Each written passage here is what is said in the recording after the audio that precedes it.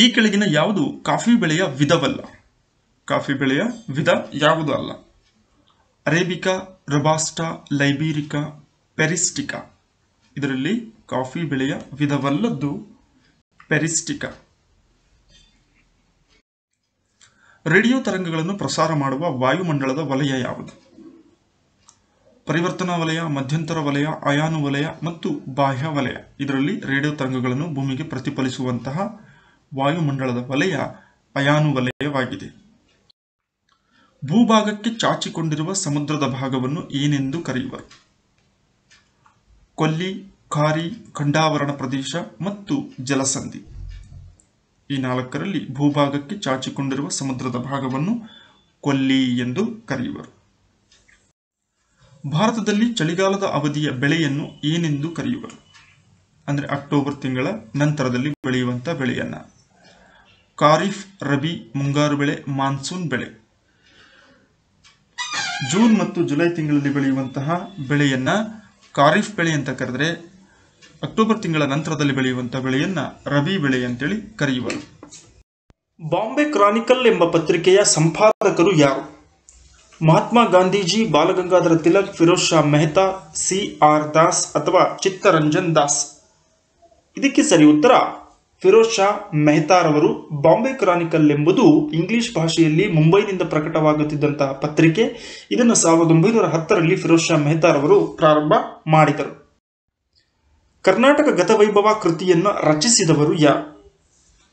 ಗೋವಿಂದ ಪೈ, ಆಲೂರು ವೆಂಕಟರಾಯರು, ಉತ್ತಂಗಿ ಚೆನ್ನಪ್ಪ, ಕೃಷ್ಣ ರಾವ್. ಕರ್ನಾಟಕ ಗತವೈಭವ ಎಂಬ ಕೃತಿಯ ರಚನೆಕಾರರು ಆಲೂರು ವೆಂಕಟರಾಯರು. ಕರ್ನಾಟಕ ಏಕೀಕರಣ ಚಳವಳಿಯ ಸಂದರ್ಭದಲ್ಲಿ ಅತ್ಯಂತ ಪ್ರಮುಖವಾದಂತಹ ಕೃತಿ ಕರ್ನಾಟಕ ಗತವೈಭವ. ಆಧುನಿಕ ಭಾರತದ ಚಾಣಕ್ಯ ಎಂದು ಖ್ಯಾತಿ ಪಡೆದ ಮಾಜಿ ಪ್ರಧಾನಮಂತ್ರಿ ಯಾರು? P.V. ನರಸಿಂಹರಾವ್, ಲಾಲ್ ಬಹದ್ದೂರ್ ಶಾಸ್ತ್ರಿ, ಮನಮೋಹನ್ ಸಿಂಗ್, ರಾಜೀವ್ ಗಾಂಧಿ. ಯಾರನ್ನ ಆಧುನಿಕ ಭಾರತದ ಚಾಣಕ್ಯ ಅಂತ ಕರೀತಾರೆ? ಇದಕ್ಕೆ ಸರಿ ಉತ್ತರ P.V. ನರಸಿಂಹರಾವ್ರವರು. ಬುದ್ಧನ ಆಕೃತಿ ಹೊಂದಿದ್ದ ನಾಣ್ಯಗಳನ್ನು ಈ ಕೆಳಗಿನ ಯಾವ ಅರಸ ಜಾರಿಗೆ ತಂದಿದ್ದನು? ಹರ್ಷ, ಚಂದ್ರಗುಪ್ತ, ಕನಿಷ್ಕ, ಅಶೋಕ. ಇವರಲ್ಲಿ ಬುದ್ಧನ ಆಕೃತಿಯನ್ನು ಹೊಂದಿದ್ದಂತಹ ನಾಣ್ಯಗಳನ್ನು ಜಾರಿಗೆ ತಂದವನು ಕುಶಾಣರ ಅರಸನಾಗಿದ್ದಂತಹ ಕನಿಷ್ಕ. ಕಾರಣ ಈತ ಬೌದ್ಧ ಅನುಯಾಯಿ ಆಗಿದ್ದನು. ಮೌರ್ಯರ ಪ್ರಸಿದ್ಧ ದೊರೆ ಅಶೋಕನ ಕಾಲಾವಧಿಯನ್ನು ಗುರುತಿಸಿ. ಅಶೋಕನು ಆಡಳಿತವನ್ನು ನಡೆಸಿದಂತಹ ಕಾಲಾವಧಿ ಕ್ರಿಸ್ತಪೂರ್ವ 273ರಿಂದ 239. ಅಶೋಕನು ಕಳಿಂಗ ಯುದ್ಧವನ್ನು ಕೈಗೊಂಡ ವರ್ಷ ಯಾವುದು? ಇದು ಅತ್ಯಂತ ಪ್ರಮುಖವಾದಂತಹ ಪ್ರಶ್ನೆ. ಕ್ರಿಸ್ತಪೂರ್ವ 261ರಲ್ಲಿ ಅಶೋಕನು ಕಳಿಂಗಾದ ಮೇಲೆ ಯುದ್ಧವನ್ನು ಕೈಗೊಳ್ತಾನೆ.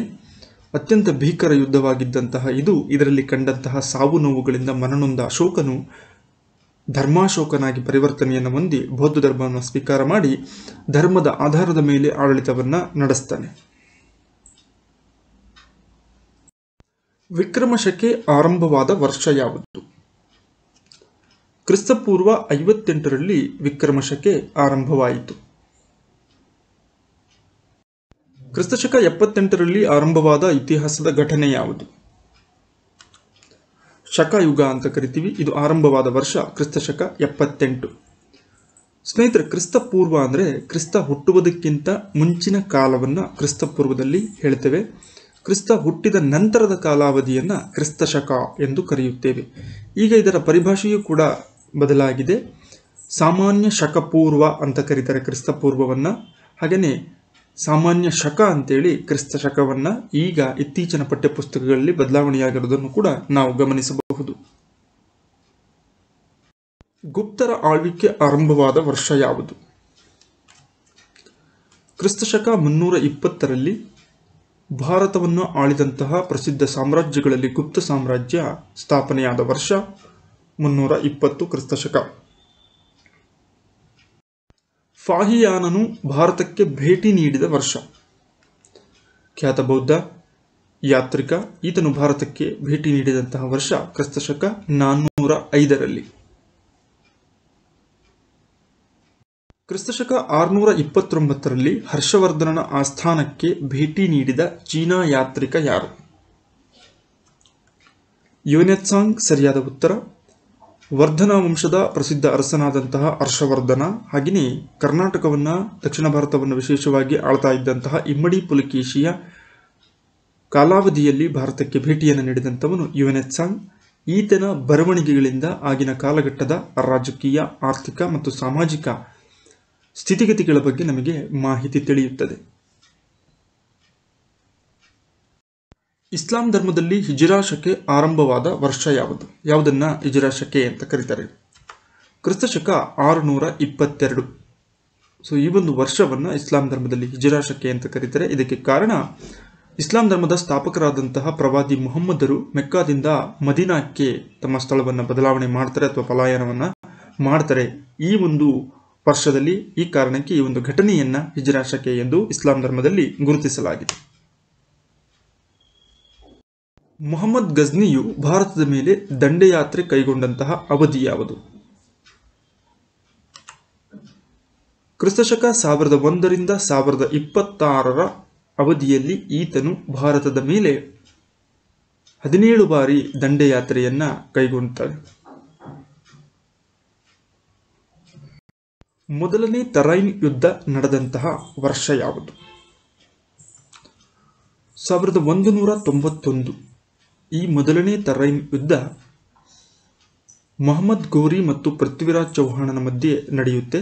ಮೊದಲ ಯುದ್ಧದಲ್ಲಿ ಮೊಹಮ್ಮದ್ ಗೋರಿಯು ಸೋಲನ್ನು ಅನುಭವಿಸಿ ತನ್ನ ದೇಶಕ್ಕೆ ಹಿಂತಿರುಗ್ತಾನೆ. ಭಾರತದಲ್ಲಿ ದೆಹಲಿ ಸುಲ್ತಾನರ ಆಳ್ವಿಕೆ ಆರಂಭವಾದ ವರ್ಷ ಯಾವುದು?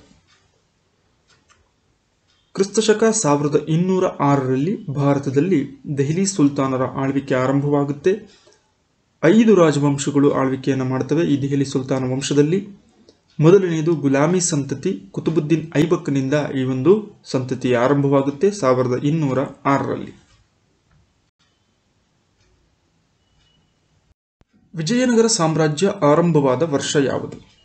ದಕ್ಷಿಣ ಭಾರತದ ಅತ್ಯಂತ ವೈಭವೋತ ಸಾಮ್ರಾಜ್ಯ ವಿಜಯನಗರವಾಗಿತ್ತು. ಇದು ಆರಂಭವಾದಂತಹ ವರ್ಷ ಕ್ರಿಸ್ತಶಕ 1336. ಅಕ್ಕ ಬುಕ್ಕ ಎಂಬ ಸಹೋದರರಿಂದ ಇದು ಆರಂಭವಾಗುತ್ತೆ. ವಿದ್ಯಾರಣ್ಯರು ಇವರಿಗೆ ಗುರುಗಳಾಗಿ ಪ್ರೇರಣೆಯನ್ನ ನೀಡಿದ್ದರು.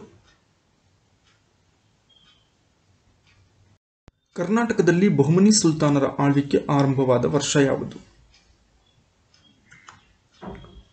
ಕ್ರಿಸ್ತಶಕ 1347. ಅಲ್ಲಾವುದ್ದೀನ್ ಹಸನ್ ಬಹಮನ್ ಗಂಗು ಎನ್ನುವಂತಹ ವ್ಯಕ್ತಿಯಿಂದ ಬಹುಮನಿ ಸುಲ್ತಾನರ ಆಳ್ವಿಕೆ ಆರಂಭವಾಗುತ್ತೆ. ಮೂರನೇ ಪಾಣಿಪತ್ ಕದನ ನಡೆದಂತಹ ವರ್ಷ ಯಾವುದು? ಇದಕ್ಕೆ ಸರಿ ಉತ್ತರ 1761ರಲ್ಲಿ ಈ ಒಂದು ಮೂರನೇ ಪಾಣಿಪತ್ ಕದನ ನಡೆಯಿತು. 1757ರಲ್ಲಿ ಜರುಗಿದ ಭಾರತ ಇತಿಹಾಸದ ಪ್ರಮುಖ ಘಟನೆ ಯಾವುದು? 1757 ಅಂದ ತಕ್ಷಣ ಪ್ಲಾಸಿ ಕದನ. ಸಿರಾಜುದ್ದೌಲಾ, ಬಂಗಾಳದ ನವಾಬನಾದಂಥ ಸಿರಾಜುದ್ದೌಲಾ ಮತ್ತು ಬ್ರಿಟಿಷರ ನಡುವೆ ಈ ಒಂದು ಕದನ ನಡೆಯುತ್ತೆ. ಈ ಮೂಲಕವಾಗಿ ಸಿರಾಜುದ್ದೌಲಾ ಸೋಲನ್ನು ಅನುಭವಿಸುವ ಮೂಲಕ ಬಂಗಾಳ ಪ್ರಾಂತ್ಯದ ಮೇಲೆ ಬ್ರಿಟಿಷರ ಹಿಡಿತ ಆರಂಭವಾದಂತಹ ಪ್ರಮುಖವಾದ ಇತಿಹಾಸದ ಘಟನೆಯಾಗಿದೆ. ಬಕ್ಸಾರ್ ಕದನ ನಡೆದ ವರ್ಷ ಯಾವುದು?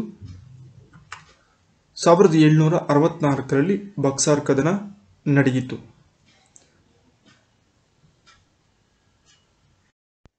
ಹೈದರಾಲಿ ಮತ್ತು ಬ್ರಿಟಿಷರ ಮಧ್ಯೆ ಜರುಗಿದ ಮೊದಲ ಆಂಗ್ಲೋ ಮೈಸೂರು ಯುದ್ಧ ನಡೆದಂಥ ವರ್ಷ ಯಾವುದು? 1767ರಿಂದ 1769 ನಡುವೆ ಹೈದರಾಲಿ ಮತ್ತು ಬ್ರಿಟಿಷರ ಮಧ್ಯೆ ಮೊದಲನೇ ಆಂಗ್ಲೋ ಮೈಸೂರು ಯುದ್ಧ ನಡೆಯುತ್ತೆ. ಈ ಒಂದು ಯುದ್ಧದಲ್ಲಿ ಹೈದರಾಲಿಯು ಬ್ರಿಟಿಷರನ್ನ ಸಂಪೂರ್ಣವಾಗಿ ಸೋಲಿಸ್ತಾನೆ. ಒಟ್ಟಾರೆಯಾಗಿ ಮೈಸೂರು ಸುಲ್ತಾನರಿಗೂ ಮತ್ತು ಬ್ರಿಟಿಷರ ನಡುವೆ 4 ಆಂಗ್ಲೋ ಮೈಸೂರು ಯುದ್ಧಗಳು ನಡೆಯುತ್ತವೆ. ಅದರಲ್ಲಿ ಪ್ರಮುಖವಾಗಿ 2 ಹೈದರಾಲಿ ಮತ್ತು ಬ್ರಿಟಿಷ್, ಇನ್ನುಳಿದಂಥ 2 ಟಿಪ್ಪು ಸುಲ್ತಾನ್ ಮತ್ತು ಬ್ರಿಟಿಷರ ನಡುವೆ ನಡೆದವು.